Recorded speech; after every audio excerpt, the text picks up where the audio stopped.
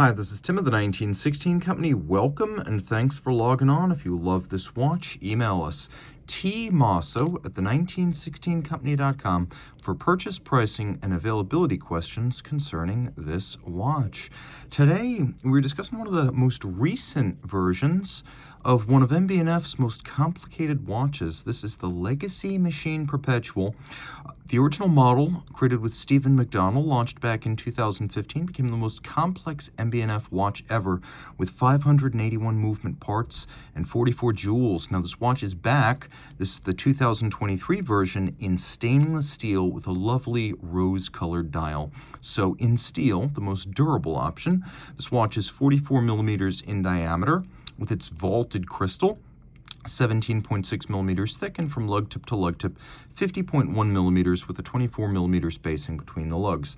The timepiece is a little bit easier to wear in steel, not quite as weighty as in precious metal. Throw it on the wrist. It's got a lovely presence. Now, I could wear this just fine.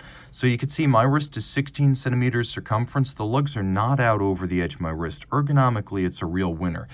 Also, you're going to find surprisingly amenable to a sleeve just because so much of its height is so dramatically sloped. A sleeve can actually ramp up and over this if it's a jacket cuff.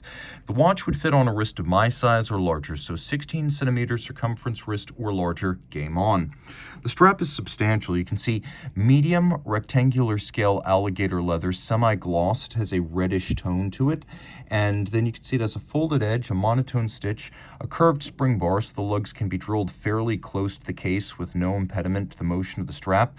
That helps the fit on a smaller wrist. There is some bolstering to add volume and give it some mass and presence and substance.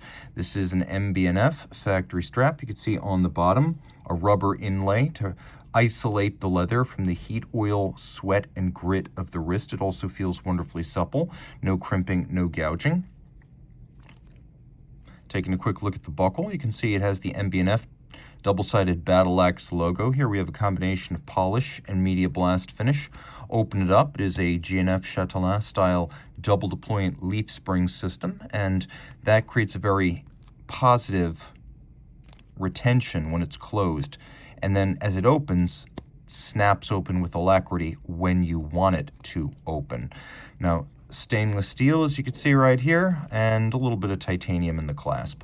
So the watch made of stainless steel, as you can see, silver with polish and satin. But note that the satin is actually perpendicular, as we have this longitudinal satin on the case band and then vertical on the lug faces. The pushers, which are used to correct the calendar, are all rectangular like a grand old mid-century chronograph and polished.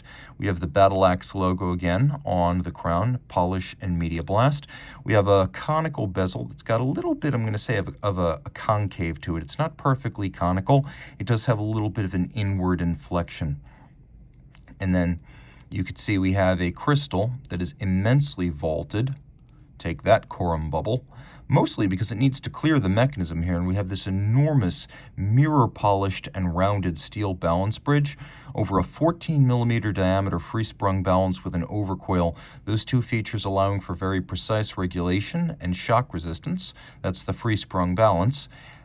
The full balance bridge anchored on both sides gives it still more stability against shock, and then the overcoil means that the mass of the hairspring is more centered than it would be on a flat hairspring. So in different positions, it keeps consistent time. It remains isochronous.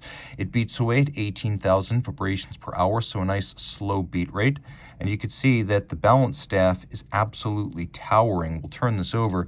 You can see, like the Legacy Machine split escapement, the actual anchor and escape wheel are on the back of the watch.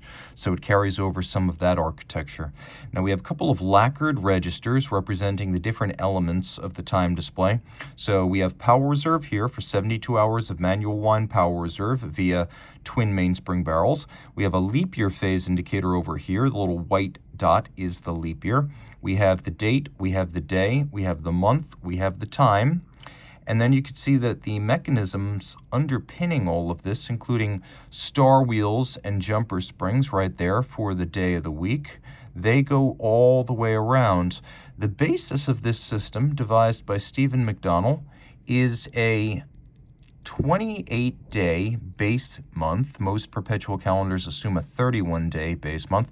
This actually works off of 28 days, and rather than having a grand lever, the grand levier system used in Swiss perpetuals by many conventional brands like Vacheron or Patek, it's a time-honored system, but Stephen McDonnell chose a little mechanical processor, and it's basically a very simple mechanical computer.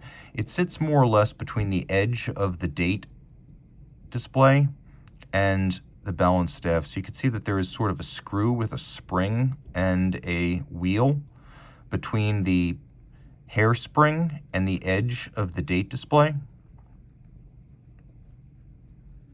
So right down in there is where you find the mechanical processor. Okay, lots going on this dial, but it's also beautiful. As you can see, on the edge of all the steel parts, you could see that there's beveling. On the top, you could see satination, circular on wheels, linear across bridges.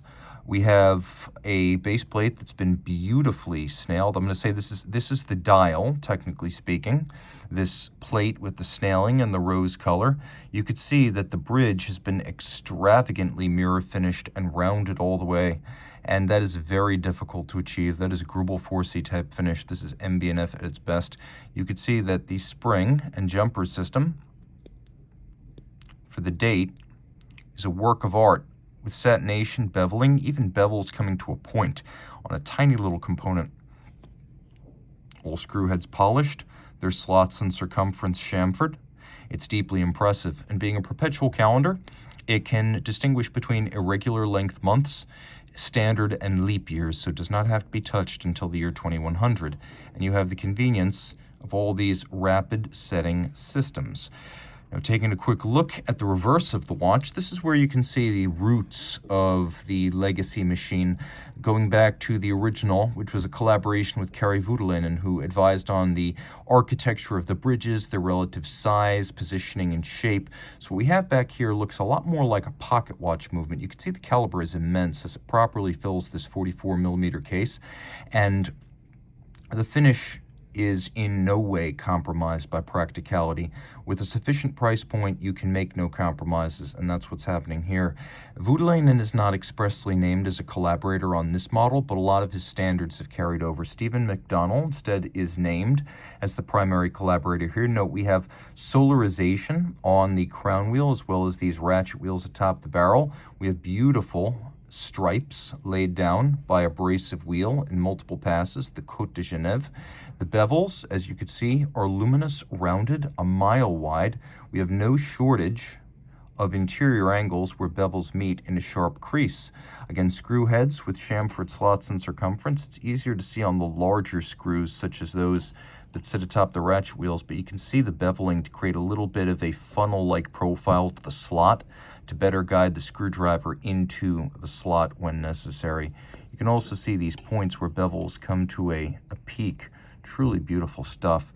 Taking a look at the wheels, you can see that they have been interior chamfered, which is a difficult thing to do. When you have a 5-spoke wheel, if it is symmetrically chamfered, you're going to wind up, because it has two sides, with 40 interior angles. No small feat. And then we have golden chaton cups holding the pivot jewels, just like an old-style pocket watch. And I should mention that the idea here between the Legacy machines was to create the image of what a wristwatch made in the late pocket watch era would have looked like. So if you went back to the steampunk era, 1870s, 80s, and 90s, if MB&F specifically had created a wristwatch back then, what would it look like? And that was the driving force behind the original Legacy machine. That's why this is not one of the HMs, the conventional horological machines. This has always been sort of a fanciful idea of what this watch might have looked like had it existed, well, let's say 140 years ago. A really cool statement of intent, beautifully executed, original in every way. Reach out to Team Mosso at the 1916company.com for purchase and pricing details.